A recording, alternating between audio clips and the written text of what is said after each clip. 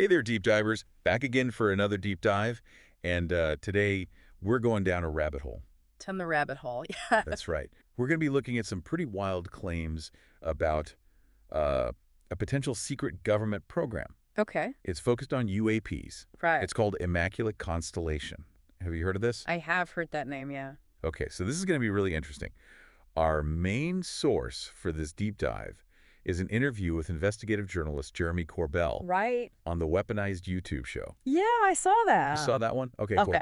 So Corbell claims he has firsthand knowledge of this program, Immaculate Constellation, and he suggests that A big one. it goes way deeper than we can even imagine. Wow. Right. And he even hints at some serious risks associated with disclosing this information.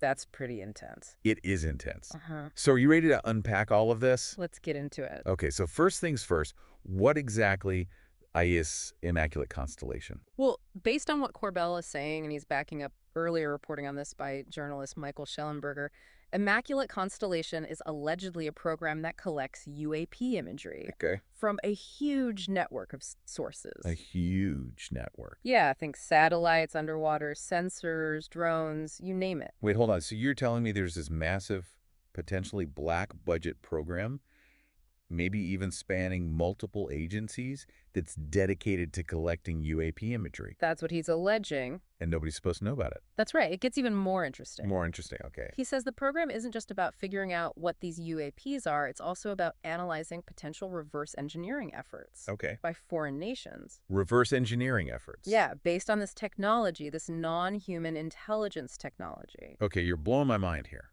Reverse engineering.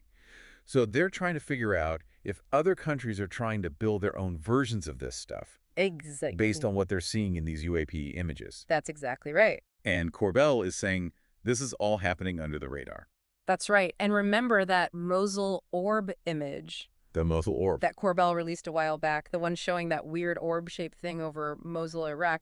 He's saying that's an example of the kind of stuff Immaculate Constellation is collecting. So how does something like this even get out? I mean, if this program is so secret, how is Corbell finding out about it?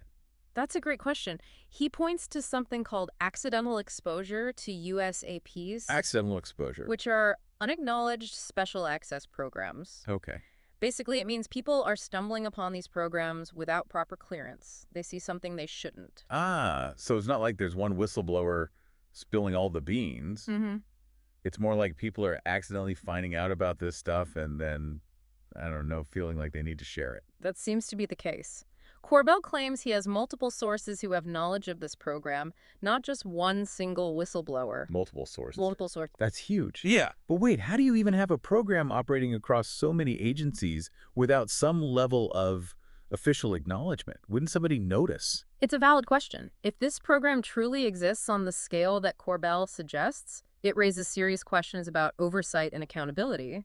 This is crazy. Okay, so we've got this alleged secret program, Immaculate Constellation, collecting UAP imagery and analyzing potential reverse engineering efforts. Right. But it gets even more intense.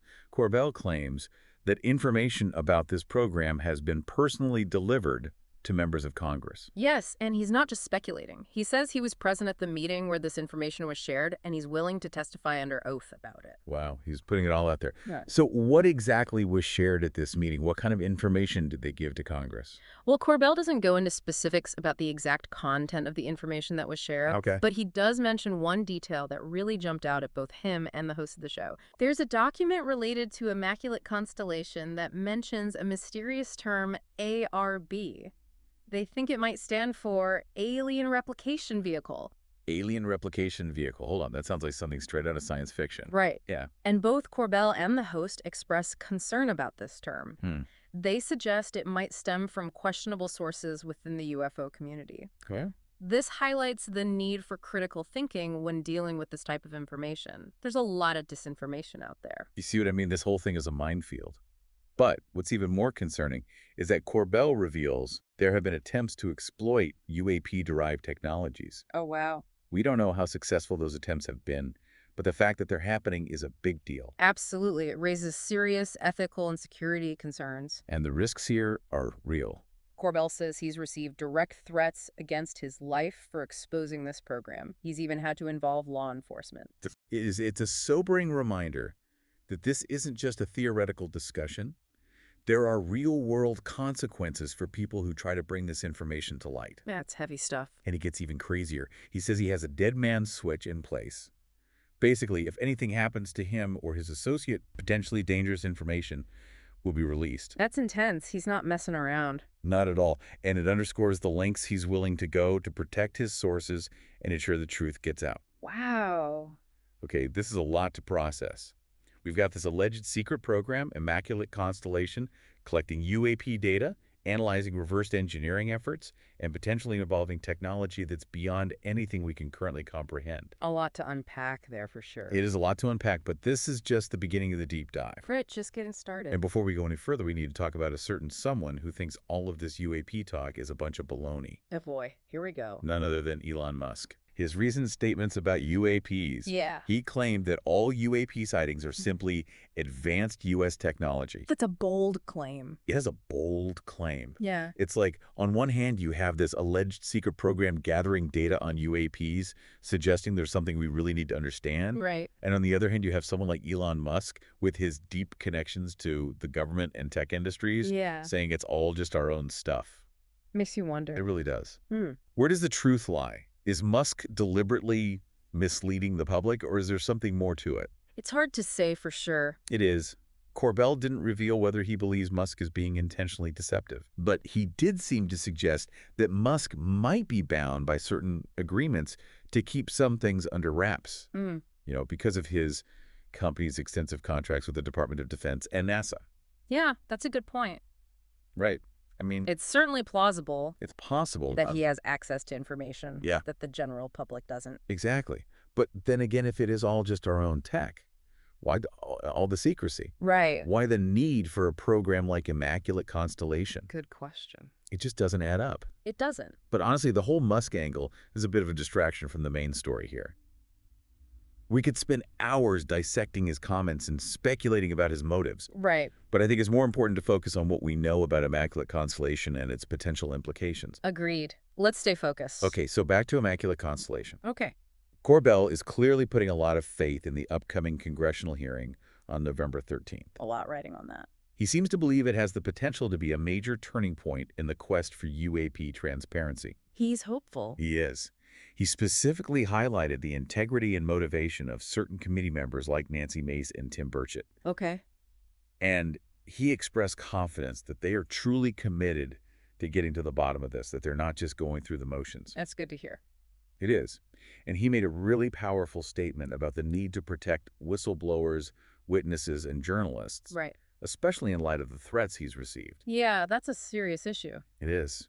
This brings us back to a point we've touched on throughout this deep dive, the inherent risks involved in challenging the status quo and revealing information that powerful forces might prefer to keep hidden. It's a dangerous game. It is. It's a sobering reminder that the pursuit of truth can come at a cost. Definitely. But despite these risks, Corbell remains steadfast in his commitment to exposing the truth about UAPs. He's a brave man. He is. And it seems he has even more groundbreaking revelations in store for us. Oh. Especially with his new Netflix documentary series coming out soon. A Netflix series? I almost forgot about that. I know, right? Remember how at the end of that interview he got that text? Yeah. With the link? With the link? To the trailer? To the trailer, yes. What was that all about? I know. So the trailer is out now, and let me tell you, it looks explosive. It features interviews with various individuals, including someone identified as a whistleblower. Wow. And hints at compelling evidence suggesting non-human intelligence interacting with our planet. Sounds intriguing. It is intriguing. Does he give any specifics about the evidence? Well, he's keeping some details under wraps, of course, to build anticipation. But the trailer does show snippets of documents, images, and even some video footage that looks pretty compelling. Oh, wow. So it's not just talk? He's actually presenting evidence to back up his claims. It seems so. It seems like he's tired of the speculation and wants to bring concrete proof to the table. He even brought in some familiar faces to lend credibility to the project. Like who? You'll see people like George Knapp. Oh, George Knapp. Yeah. Who's been covering the UAP phenomenon for decades. Yeah, he's a legend. That's a smart move. Mm-hmm. Having respected figures like Knapp involved definitely adds weight to Corbell's claims. For sure. And he's not just focusing on recent events.